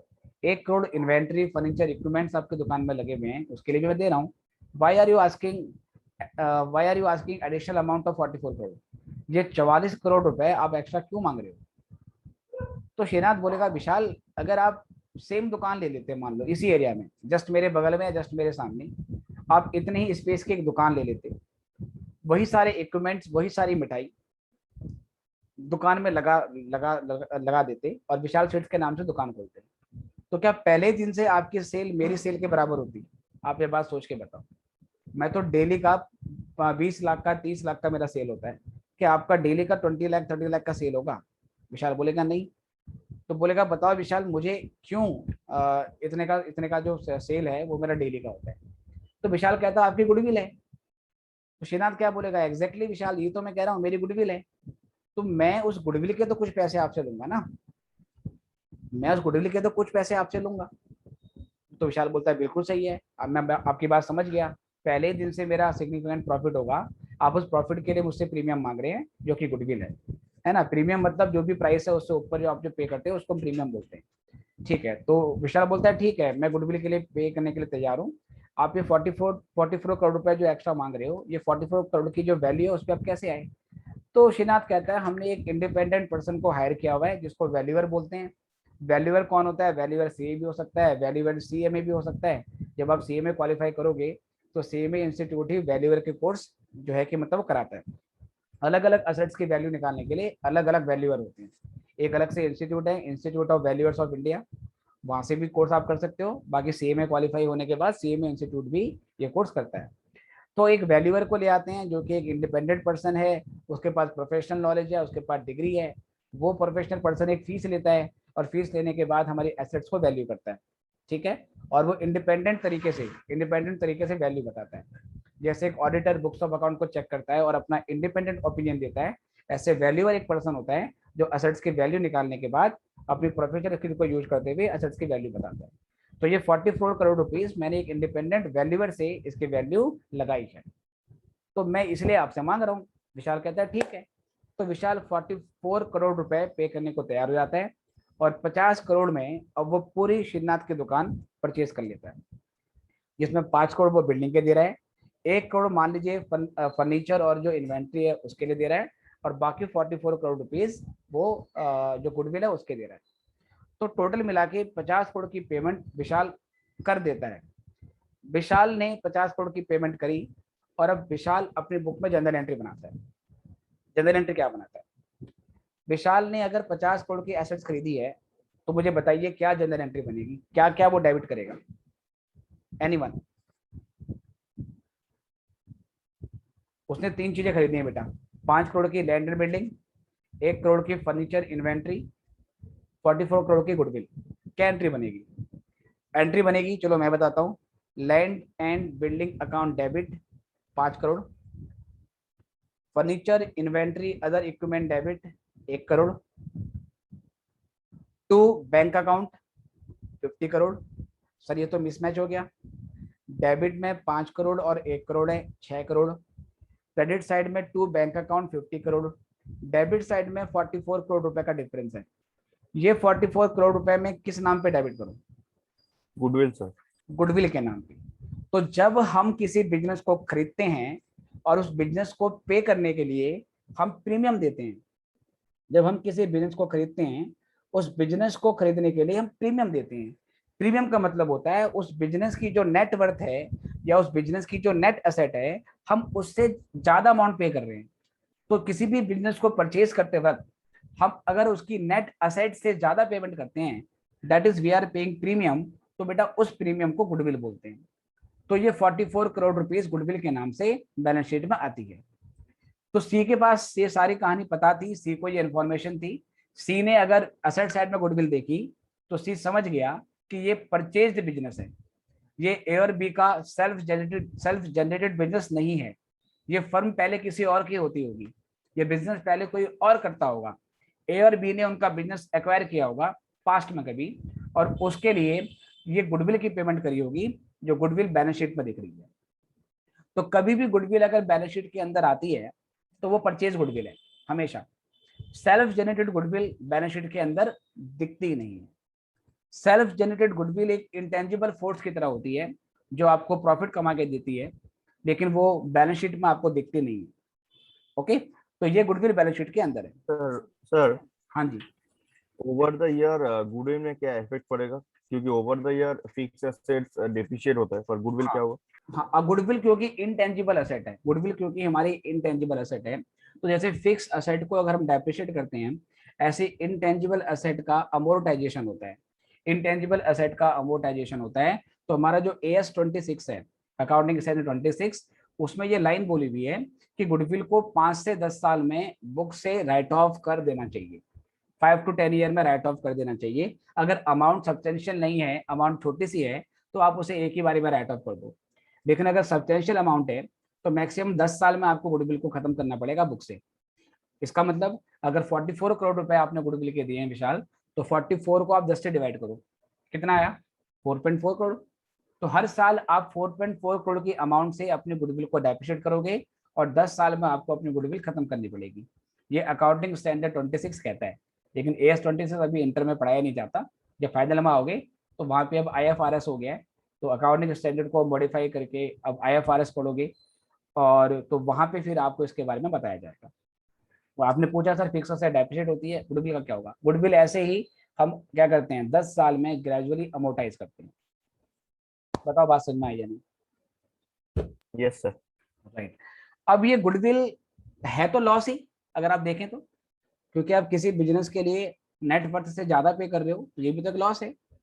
बट आप इस आशा में इसे बैलेंस शीट में दिखाते हो कि ये आपको फ्यूचर में प्रॉफिट कमा के देगा, इसका आपको बेनिफिट मिलेगा, और श्रीनाथ के लेवल की आपकी सेल होगी, इसलिए आप इसे एसेट्स में दिखा देते हो। लेकिन ये भी एक तरीके का लॉस ही होता है, ये भी एक तरीके का लॉस है, लेकिन ऐसा लॉस जो आपको बेनिफिट दे रहा है। तो जब ए और बी रिजर्व को आपस में बांटने की बात करेंगे, तो सी आवाज लगाएगा, सी बोलेगा भाई डेफर्ड एडवर्टाइजमेंट एक्सपेंस लॉस है, इसको हटाओ। गुडविल भी एक्सपेंस है, एक लॉस है, उसको हटाओ। ठीक है, गुडविल भी एक्सपेंस है, गुडविल भी लॉस है, इसको भी हटाओ। और जब मेरा एडमिशन होगा तो गुडविल की रीवैल्यूएशन करेंगे। जब मेरा एडमिशन होगा आज, तो आज गुडविल की रीवैल्यूएशन करेंगे। आज हम ये एस्टिमेट करेंगे कि आज अगर हम अपने बिजनेस को बेच दें, मतलब एज्यूम कर लेते हैं कि आज अगर हम इस बिजनेस को बेच दें, तो आज इस फर्म की गुडविल क्या होगी। जैसे सपोज 44 करोड़ रुपीस गुडविल के लिए पे हमने किया था श्रीनाथ को सम ईयर बैक। धीरे धीरे वो गुडविल राइट ऑफ होती गई, होती गई, होती गई, और आज गुडविल के नाम पे 12 करोड़ रुपए बैलेंस शीट में अभी भी पड़ा हुआ है। तो ये राइट ऑफ होते होते होते होते 12 करोड़ रुपए बैलेंस शीट में गुडविल पड़ी हुई है। सी कहता है ये भी लॉस ही है, ये भी पास्ट ईयर का लॉस है, इस 12 करोड़ को भी आप बांट लो, और आज इस फर्म की हम दोबारा से गुडविल की वैल्यू निकालेंगे, ये अज्यूम करते हुए कि आज अगर इस फर्म को बेच दें तो इसकी गुडविल की वैल्यू कितनी होती है। तो विशाल ने श्रीनाथ को 44 करोड़ रुपए गुडविल के लिए पे किया था, 44 करोड़ रुपए गुडविल के लिए पे किया था। तब से आज से 10 साल हो गए हैं, विशाल इंडिपेंडेंटली उस दुकान को चला रहा है, और विशाल हैज डन वेल, उसने अच्छा ही किया है, और ये श्रीनाथ का जो ब्रांड है वो और ज्यादा फेमस हो गया है। तो जब सी को पार्टनर बनाएंगे, तो एबीसी एज्यूम करेंगे कि अगर हम आज ही ये दुकान किसी और को बेच दें, तो गुडविल के कितने पैसे मिलेंगे। अब ये उन्हें कैसे मालूम चलेगा, ये भी उस इंडिपेंडेंट पर्सन को बुलाएंगे जिसको वैल्यूअर बोलते हैं। वैल्यूअर को बोलेंगे आज हमारी गुडविल की वैल्यूएशन करो, कि आज अगर हम बेचें तो हमें गुडविल का कितना मिलना चाहिए। वैल्यूअर फीस लेता है और बताता है, कहता है आज आपके फर्म की गुडविल 200 करोड़ हो गई है। कितनी हो गई है? 200 करोड़। मतलब अगर आप ये बिजनेस बेचेंगे तो 200 करोड़ के प्रीमियम पे बेच सकते हैं, जो भी आपकी असेट्स की नेट वर्थ होगी। इसके अलावा you can demand 200 crore extra. तो ये नई गुडविल की वैल्यूएशन हमारे पास आ गई। अब नई गुडविल की वैल्यूएशन अगर 200 करोड़ है, और सी को पार्टनर बना रहे हैं 1/5 भाग के लिए, सी को पार्टनर बना रहे हैं 1/5 पोर्शन के लिए, सी को बोलेंगे देखो भाई, ये 200 करोड़ की जो गुडविल बनी है ना, ये हमारे पास्ट एफर्ट की वजह से बनी है। ओवर द ईयर हमने मेहनत करी है, तब जाके गुडविल जनरेट करी है। आप तो पार्टनर बन जाओगे और आपको इस गुडविल का फायदा मिलने लगेगा। तो जब हमने बिजनेस खरीदा था, हमने गुडविल के लिए प्रीमियम पे किया था। आप बिजनेस में आ रहे हो, पार्टनर बन रहे हो, आप पूरा बिजनेस नहीं खरीद रहे, बिजनेस में एक स्टेक खरीद रहे हो ना, एक हिस्सा तो खरीद रहे हो। मतलब अगर सी का हिस्सा 1/5 है, तो क्या ये बोला जा सकता है कि वो बिजनेस का 1/5 भाग खरीद रहा है? बोलो है ना। अगर सी का यस हिस्सा सर। 1/5 है, तो इसका मतलब उसका पूरा बिजनेस वो नहीं ले रहा, वो श्रीनाथ की दुकान में जो कि विशाल के पास है, उसका 1/5 भाग खरीद रहा है। तो विशाल बोलेगा भाई 200 करोड़ की गुडविल है, 200 करोड़ का 1/5 कितना हो गया, 200 करोड़ का 1/5 बन जाता है 40 40 करोड़। करोड़। 40 करोड़। तो विशाल 40 करोड़ रुपए मांगेगा किससे, वो मांगेगा नए वाले पार्टनर से कि भाई 40 करोड़ आप दे दो, क्योंकि मैंने बिजनेस खरीदा था तो मैंने गुडविल की पूरी कीमत चुकाई थी, क्योंकि मैंने पूरा बिजनेस खरीदा है। You are buying 1/5 of my business, तो आपको उसी अमाउंट में, उसी प्रोपोर्शन में आपको पे करना पड़ेगा गुडविल के लिए। तो 1/5 निकालेंगे 200 करोड़ का 1/5, तो वो 1/5 नया पार्टनर देगा गुडविल के। इसके अलावा जो वो कैपिटल लाएगा वो चीज अलग है ना, कैपिटल किस आधार पे निकालते हैं वो भी हम आगे जाकर डिस्कस करेंगे। कैपिटल की अमाउंट वो अलग लाएगा, गुडविल के लिए वो कितना लाएगा, 1/5 of the goodwill on day of admission of partner, उसके हिसाब से लाता है। तो अल्टीमेटली होगा क्या, बैलेंस शीट में रिजर्व पड़े हैं, इसको पार्टनर्स आपस में डिस्ट्रीब्यूट कर लेंगे, ये उनकी कैपिटल में अब्जॉर्ब हो जाएगा, उनकी कैपिटल बढ़ेगी। गुडविल और डेफर्ड एडवर्टाइजमेंट एक्सपेंडिचर, ये एक तरीके से पास्ट ईयर के एक्सपेंसेस ही हैं, ये पास्ट ईयर के एक्सपेंसेस ही हैं। तो जैसे पार्टनर्स प्रॉफिट को एब्जॉर्ब कर रहे हैं ओल्ड रेशो में, ऐसे गुडविल और डेफर्ड एडवर्टाइजमेंट एक्सपेंडिचर इसको भी पार्टनर क्या करते हैं, एब्जॉर्ब कर लेते हैं, इसको भी पार्टनर आपस में डिस्ट्रीब्यूट कर लेते हैं। जो जो चीजें पास्ट से बिलोंग करती है वो ओल्ड रेशो में ही सेट ऑफ कर दी जाएगी, ओल्ड रेशो में ही खत्म कर दी जाएगी। ये करने के बाद ए और बी एक बात और सोचते हैं, कहते हैं बैलेंस शीट को देखो जरा, बैलेंस शीट में लैंड और बिल्डिंग 5 करोड़ रुपए की दिख रही है। अब सर बैलेंस शीट में जो एसेट्स होती है, मुझे एक बात बताओ, बैलेंस शीट में जो एसेट्स होती हैं वो हिस्टोरिकल प्राइस को रिफ्लेक्ट करती हैं या करंट मार्केट वैल्यू को रिफ्लेक्ट करती है, बताइए। Current sir.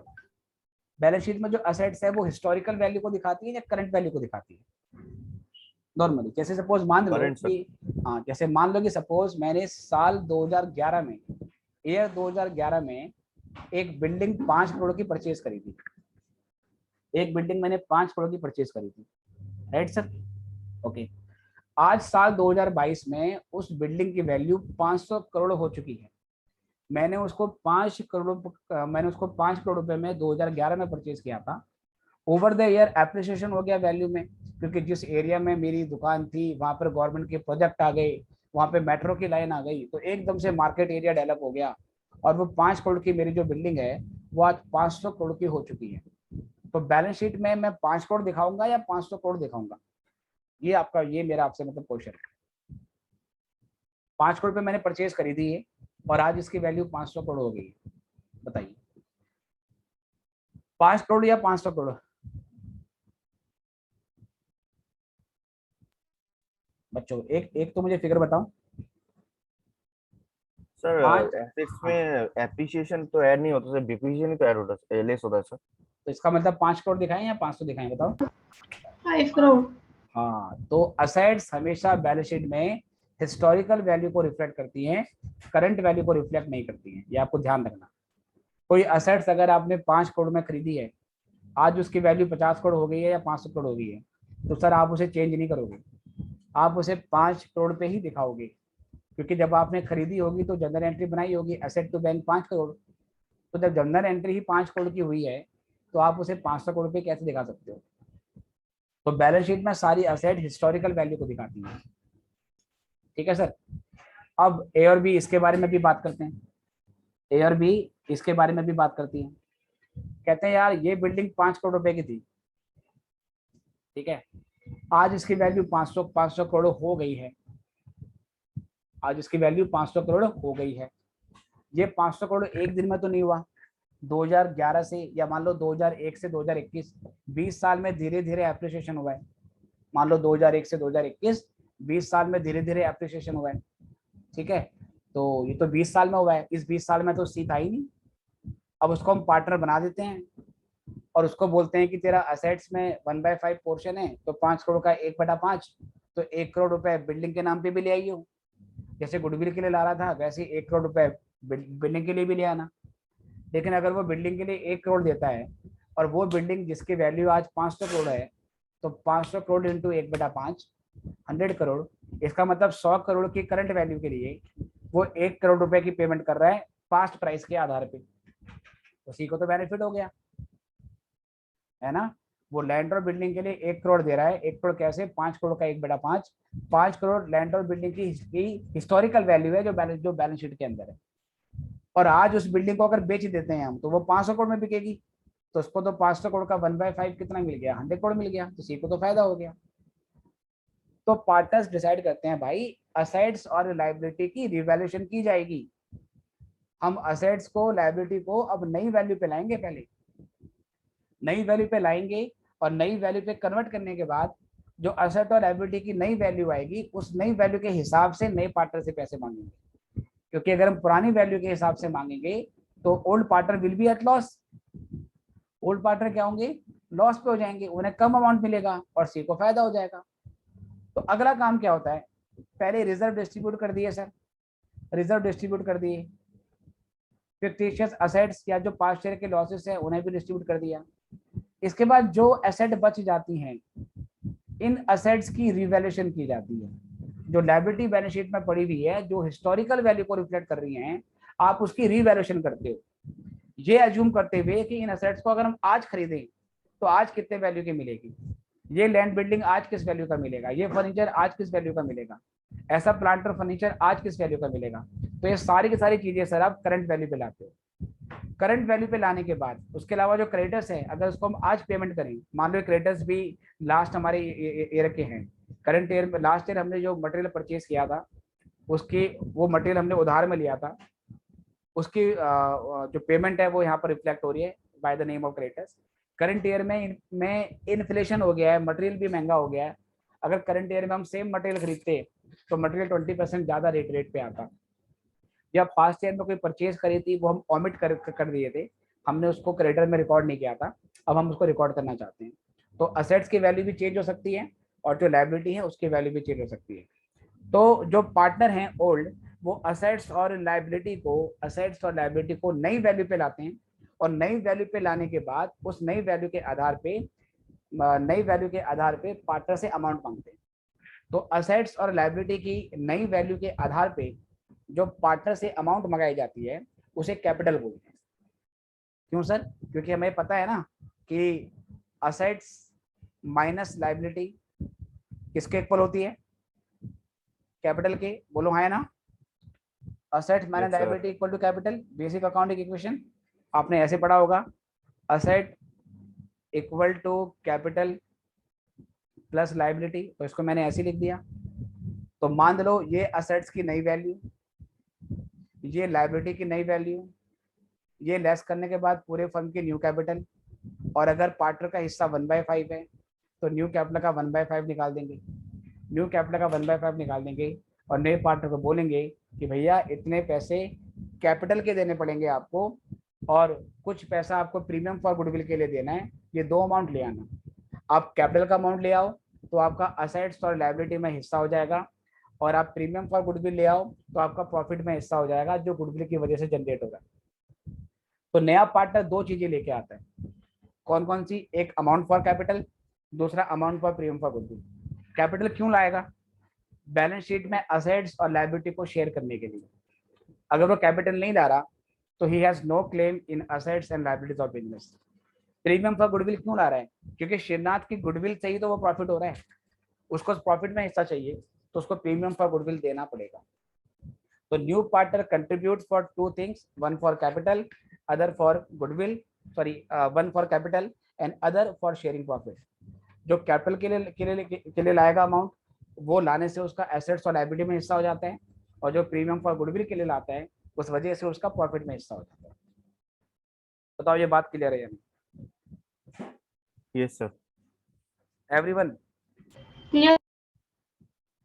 तो बेटे इसमें देखो टॉपिक तो जरा से है, मैं फटाफट से जनरल एंट्री करा देता, आपको चीजें समझ में भी आ जाती कि सर इस केस में ये जनरल एंट्री करनी है, पर इसके पीछे का जो कॉन्सेप्ट है वो मैंने समझाने को आपको कोशिश करी है। आई होप समझ में आया होगा। और सबसे बड़े मजे की बात आपको मैं बताऊं, ये हम पार्टनरशिप पढ़ रहे हैं, हमारे सिलेबस में है, 15 से ज़्यादा मार्क्स का इसका वेटेज है। मान के चलो 20 नंबर का कम से कम अकाउंट के पेपर में पार्टनरशिप आता है, 15 नंबर का एक बड़ा क्वेश्चन तो आता ही है। इसके अलावा छोटे मोटे MCQ ट्रू फॉल्स मिला के, थ्योरी मिला के 20-25 नंबर का इसमें से आता है। तो पार्टनरशिप का अच्छा खासा वेटेज है। इसको कराने में टाइम लगेगा, 2 हफ्ते या उससे ज़्यादा हफ्ते कम से कम लग सकते हैं इसको करने, इसको बेसिकली करने में। मजे की बात क्या है, प्रैक्टिकल लाइफ में आपको ये कहीं देखने को मिलेगा ही नहीं। किसी भी बिजनेस में आप जाओगे, ये पार्टनर कैपिटल अकाउंट बनाना, गुडविल के ट्रीटमेंट करना, ठीक है, और ये इस तरीके से करना से चलता ही नहीं है बिल्कुल भी।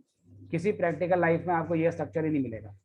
कोई पार्टनरशिप बिजनेस होगा सर, वहाँ वहाँ पे भी ऐसा नहीं होगा, क्योंकि सारे के सारी चीज़ें जो गुडविल की वैल्यूशन है, ये अगर या तो ओल्ड पार्टनर और न्यू पार्टनर नेगोशिएशन करके रैंडमली आपस में डिसाइड कर लेते हैं कि नए पार्टनर को एडमिट करना है तो वो कितना अमाउंट देगा गुडविल का, या अगर प्रोफेशनल की वैल्यू भी ले ली, हेल्प भी ले ली, और जो प्रोफेशनल ने वैल्यू निकाली, उसके आधार पर नया बंदा कैपिटल और प्रीमियम देने को तैयार है। इस कैपिटल को, प्रीमियम को ऑफ द बुक्स रिकॉर्ड किया जाता है। ऑफ द बुक्स का मतलब होता है कि प्राइवेट पेमेंट हो जाती है। अगर नए पार्टनर ने 10 करोड़ रुपए दिया है फॉर कैपिटल और 15 करोड़ रुपए दिया है फॉर गुडविल, 25 करोड़ की पेमेंट करी है, बुक में ये 25 करोड़ कभी दिखाते नहीं है, कभी नहीं दिखाते। वो बुक में दिखाएगा कि भाई 2 लाख की कैपिटल ले आया, 1 लाख का प्रीमियम फॉर गुडविल ले आया। बाकी अमाउंट प्राइवेटली पे हो जाती है किसको, ए और बी को, नथिंग एल्स, और पार्टनर वगैरह बन जाते हैं। तो जो भी सारा का सारा थ्योरेटिकली और फंडामेंटल बेसिस पे डिस्कस करते हैं, इसका प्रैक्टिकल लाइफ में कोई यूज नहीं है। आपको कोई ऐसा फर्म नहीं मिलेगा, कोई ऐसा केस नहीं मिलेगा जहाँ पर फर्म की रिवॉल्यूशन अकाउंट बनाओगे, जहाँ पर आप पार्टनर कैपिटल अकाउंट बनाओगे, रिजल्ट को बांटोगे, ये सर मिलेगा ही नहीं बिल्कुल में, रियल लाइफ में देखने को मिलता ही नहीं है। लेकिन सर पार्ट ऑफ सिलेबस है और एकेडमिक पर्पज के लिए हम इसको पढ़ते हैं। और जब हम कंपनी की इंसॉल्वेंसी पढ़ते हैं, एक आईबीसी कोड है जो लॉ में शायद आप पढ़ते होंगे।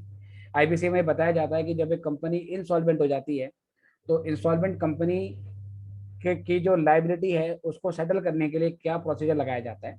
तो वहां पे इस कॉन्सेप्ट का थोड़ा बहुत यूज होता है, राइट। तो वहां पर इसका लिंक है, लेकिन प्रैक्टिकली एज सच किसी कंपनी का रेवल्यूशन अकाउंट बनाना, पार्टनर कैपिटल अकाउंट बनाना, इसको कोई प्रैक्टिकल लाइफ में आपको एक्सपीरियंस नहीं मिलेगा। तो कई चीजें बस बुक्स में है, प्रैक्टिकल लाइफ में नहीं है, लेकिन क्योंकि पार्ट ऑफ सिलेबस है, एग्जाम में आना भी है, तो हमने इसको पढ़ना भी पड़ेगा। बताओ क्लियर है या नहीं? Yes sir. राइट। तो इसकी अकाउंटिंग और आगे के पार्ट अब हम नेक्स्ट वाली क्लास में करेंगे। आज हमने इतना ही करना है। चलो गुड बाय।